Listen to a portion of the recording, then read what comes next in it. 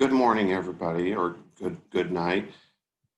Today, for this lesson's a little bit short, but it's okay. It's our first one, and I think it's kind of cool. Let's go ahead and get this done, okay? Because I respect your time. So, what we have we're going to start this class with the late 1800s, and we're going to call this Westward Expansion. Okay, now why do we call it Westward Expansion? Because the story goes is the United States started with 13 colonies and moved westward. You know, stuff that you learned in the 8th grade and probably before that. So that's where we're starting, late 1800s. No Civil War, no Reconstruction. Okay, I don't want to get into this too much. In class, we usually talk about this photo, and we already did during the Zoom, but this is 8th grade stuff. But this is a picture of manifest destiny. It's not a term you need to know for this class. Moving right along. Okay, now this is something you need to know for this class. It's called the Klondike Gold Rush. Now, for this class, you need to buy like 400 3x5 flashcards. Go to Walmart, go to Target.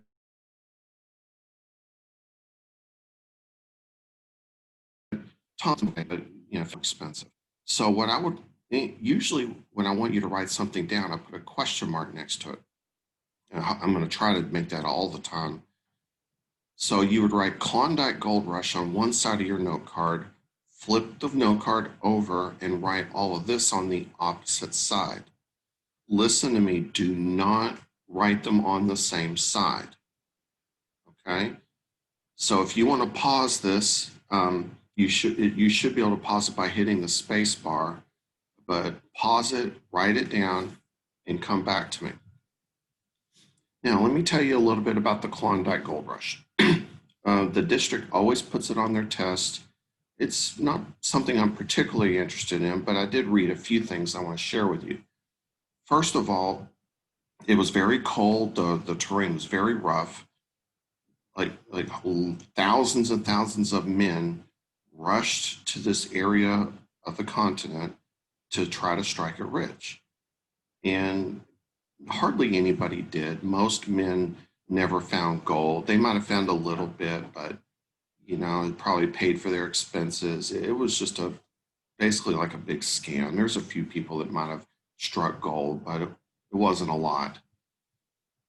And one thing that happened is that this was a pull factor, meaning that it pulled people to this area of the world. Seattle, if you know Seattle is on this map, hardly anybody lived there until the Klondike Gold Rush. And anyway, but the real gold in Alaska will be oil. We're not quite there yet. Okay, so make sure you're familiar with the Klondike Gold Rush. I'm going to still teach you a little bit more about it, but this is what I want you to write down. Okay, moving right along.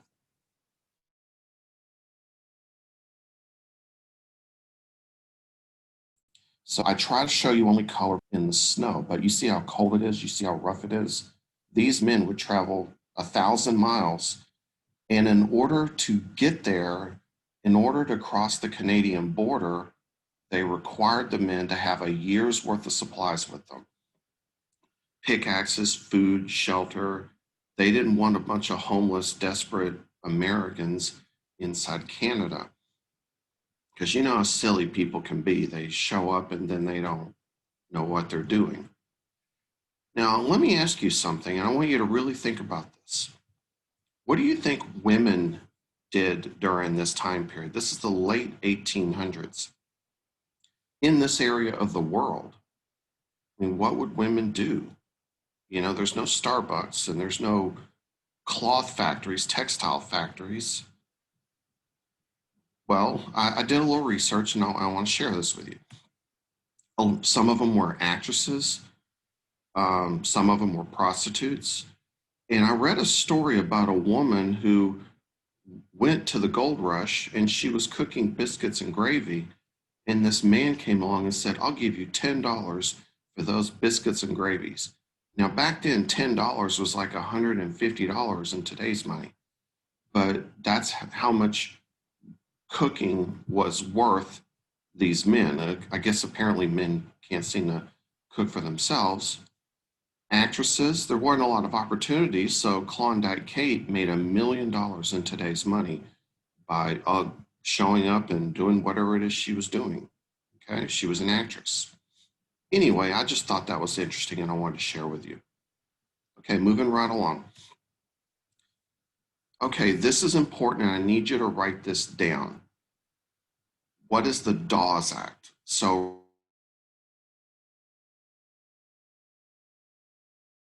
write what is the Dawes Act, everything else. Hit pause if you need to. Okay, sorry if you can't see that. Take communal land of Indians or Native Americans and assign it to individual members of Indian tribe. Also, assimilate Indians into white culture. And you need to know what assimilate means, and that's going to be a separate note card. So let me tell you what I know about the Dawes Act.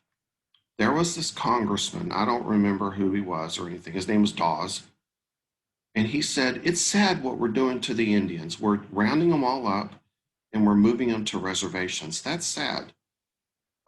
So what he came up with a plan is let's take all of this land in Nebraska and South Dakota and Kansas and all that. Let's divide it up into farms and let's give it to the Indians. Let's turn them into farmers. Let's give them an education and turn them into white people.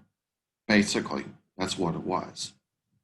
So the Dawes Act it really meant well, but it didn't end up well for the Native Americans. Nothing ever ended up well with the Native Americans. It meant well, the idea was to take these nomadic buffalo hunters and turn them into farmers. Basically turn them into white people. Now, this is a very cartoonish, childish way of looking at it. It's very sanitized, but it kind of gives you the hope of what is the Dawes Act. It meant well, but let's be honest, it didn't turn out well. What ended up happening is that not all Native Americans are farmers. Some of them are,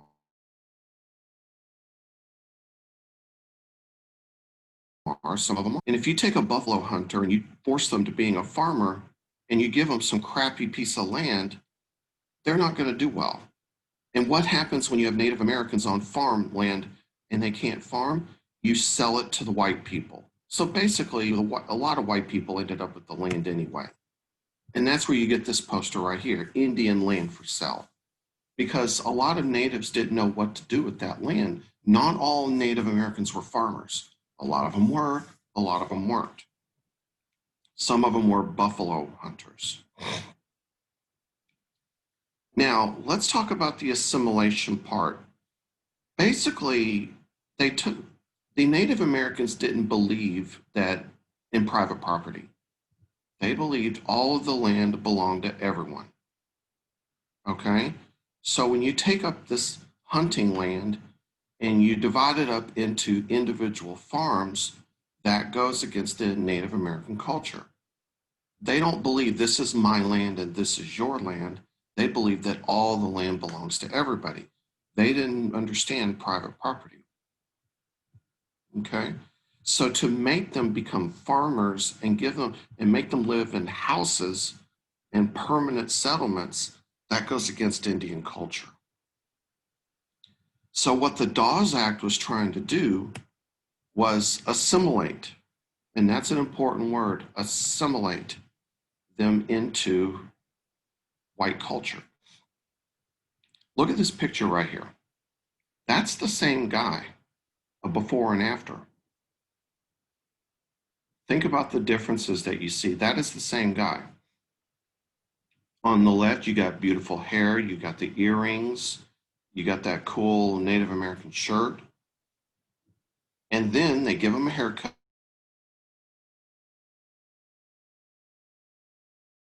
take away his jewelry, give him a white, would have called at the time a respectable white gentleman, basically. That's what the Dawes Act was about, really. It was about trying to turn them into white people.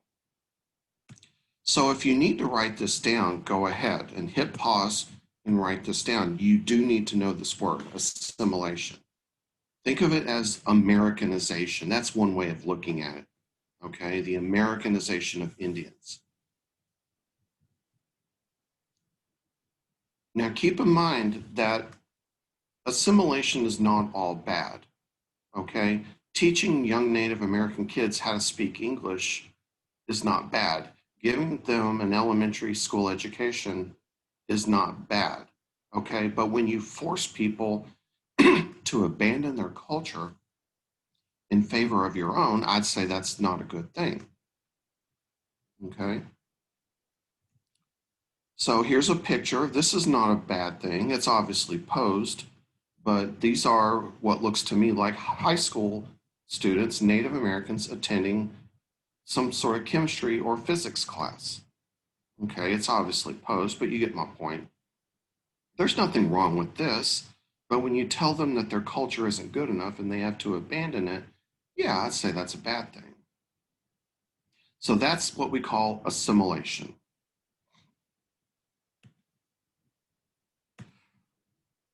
Okay, so in class, this is where we would stop and talk about it. So I want you to think about this. What are some ways that modern immigrants assimilate to America? Or they come to this country and they assimilate. Okay. Here's another question.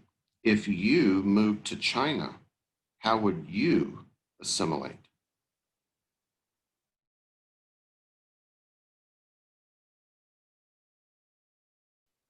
Would you learn how to use chopsticks? Okay. So assimilation is not always bad. It's when you abandon your culture. Yeah, I don't know if that's a good thing or not. That's not a good thing. Okay, so ladies and gentlemen, when we do this, I'm going to show you multiple choice questions. All right. And so you need to do your part and do the mental part. If you lazy through it, then you're going to suffer. It's not going to, I mean, if you're like really super, if you're smarter than me and you don't need it, do what you need to do, but you need to do your part and to really think about these questions. These are from the EOC, okay, and these are from major tests.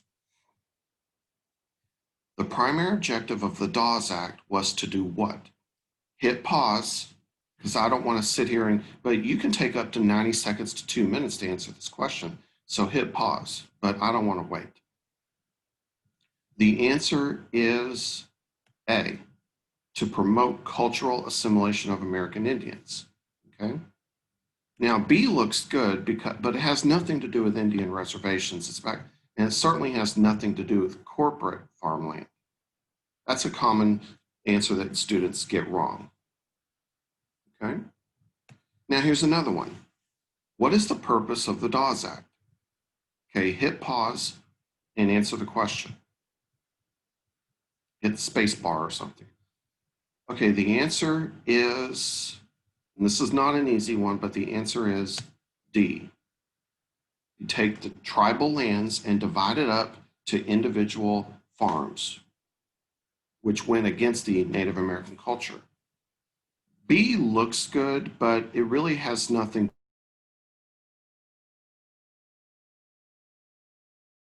to do with boarding schools. So I'm sorry for the confusion there. Okay, this advertisement refers to what legislation and what effect did this have? So you look at the picture, you look at the answers, and the answer is, hit pause if you need to, but the answer is D. Okay. Now, if you're seeing the arrow before you get the answer, that means you need to hit pause because I'm not waiting for you. Okay. You need to hit pause on your own. Don't be lazy. Come on. Okay, write this down. This is important. What is the Homestead Act? So on one side of your note card, write down Homestead Act, question mark. flip it over and write all of this stuff that I typed. Hit pause and do that. Okay, so the Homestead Act, it was a land grant. It was just the government giving land away to encourage people, mostly white people, to just go out to places like Nebraska and northern, like Nebraska, kind of north of Texas. The Native Americans are gone by this point. The buffalo had been killed. The white people just massacred the buffalo. And a lot of the Native Americans, they lost their way of life. A lot of them moved to reservations. A lot of them were killed in wars with the United States Army. A lot of them died. A lot of them had already died from smallpox. So there was this land, and so the white people, the United States government said, we need to claim this land. So let's encourage people to move out of the big cities like New York, Philadelphia,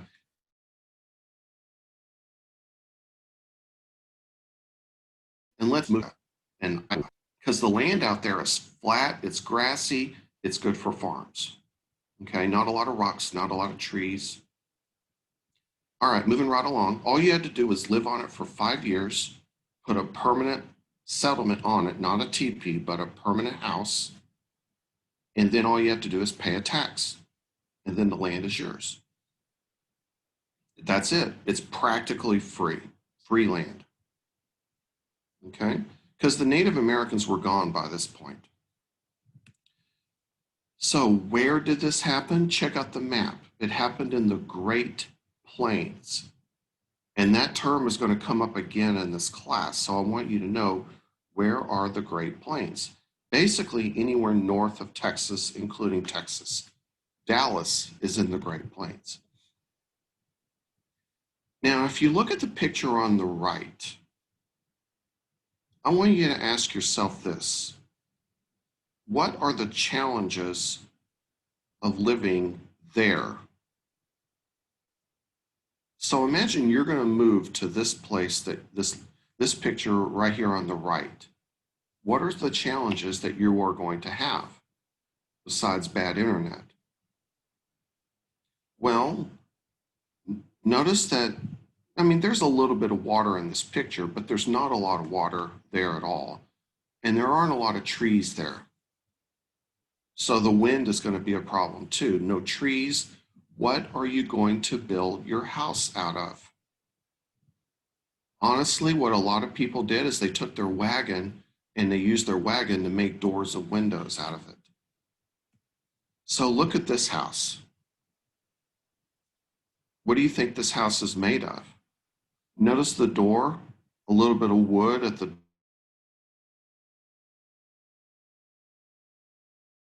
door and the window. They probably made that out of wood. The roof is made of grass. The roots would hold that roof together. So these people, they're having an interesting life out there in the middle of nowhere, living in a house made of sod or mud.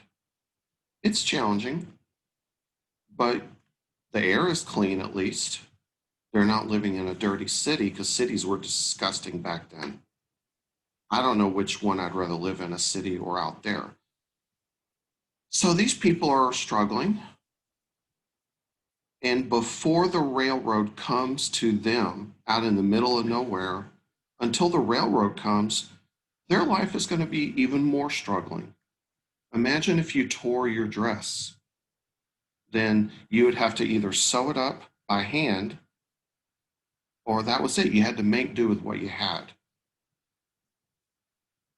Then the railroads came, and then it got easier. The railroads will come to Nebraska, Iowa, Texas. And this is important. I may not have you write this down, but the railroads are going to raise the standard of living. There you go. They rose the standard of living for people living in the West. The West meaning anything west of the Mississippi River. Okay? The railroads are going to make life better, because now you can not only travel, but you can get people to chop down trees and send it to you. So in the late 1800s, the railroads are going everywhere. And these railroads are going to increase the standard of living.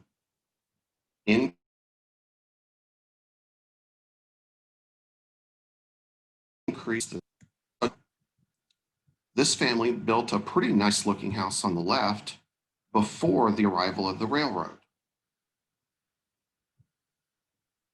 But if you look on the right, that's a much nicer house. They built that house after the railroad came. So as you can see, the railroad can bring you things like wood, maybe screens, maybe not glass back then, but screen doors back then. You got to have screens because the bugs will get in your house. Okay? And then here's where they got their water, the well. Okay? So the railroad was good for everybody. And one more thing, Sears. And I learned this from the film you're going to watch, but Sears came along and they were basically the Amazon of the day. What Sears did was he would send out like hundreds of thousands of Sears catalogs, and people like these people could look at that catalog and they can order things by mail and they would arrive by railroad. It's a lot like Amazon. So you could buy that sewing machine that you need to take care of your clothes. Okay? You could actually buy an entire house from Sears. Imagine buying this house and you have to put it together yourself, but it would arrive on these crates and stuff. And then you'd have to haul it home from the railroad station, and then you would have to buy it yourself. This one here is $846. I guess that's about $15,000 in today's money. I mean, heck, you got to put it together yourself. There better be a discount. Okay? It's kind of like IKEA. You buy it and you have to put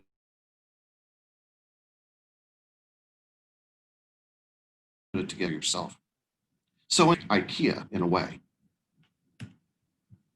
Here's a summer cottage. You have to build it yourself. Okay, we're almost done. How did the Homestead Act contribute to the settlement of the Western lands? Hit pause if you need to. The answer is A. It was a land giveaway. That's it. It encouraged people to move out to Nebraska and out in the West. Okay? If you said B, that's the Dawes Act. B is the Dawes Act. A is the Homestead Act. Okay, the purpose of the Homestead Act of 1862, which provided free federal land, was to do what? Hit pause. The answer is A. Okay, it encouraged people to move out there. And it was a pull factor too. It encouraged people to move out there. You know, it was a pull factor. So think about it. The gold rush was a pull factor, and the Homestead Act was a different pull factor. Okay, look at this picture. Homesteaders on the Great Plains found it necessary to build the type of house shown in the photograph because why? Okay, hit pause. The answer is C. They didn't have wood, so they had to make it out of dirt or sod. There were no railroads. Okay? Timber, that's wood, that's trees.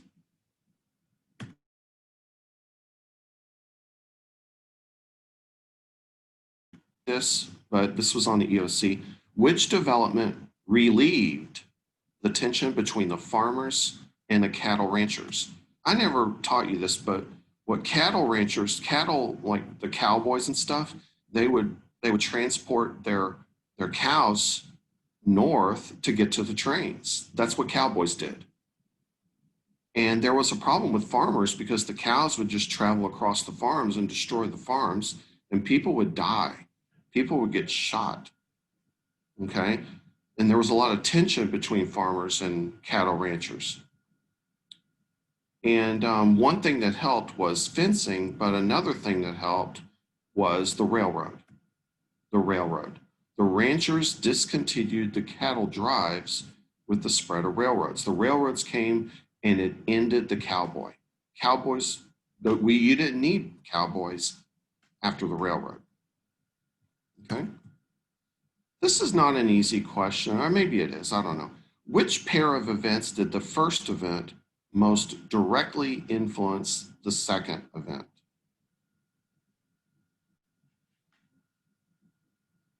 The answer is B. The Transcontinental Railroad, the railroad itself, led to the disappearance of the frontier. The frontier is basically the West, where not a lot of white people lived at the time. They call that the frontier. It's like the West. Okay. I don't know if this was on the EOC or not, but okay. And that is it for this lesson. Thank you very much.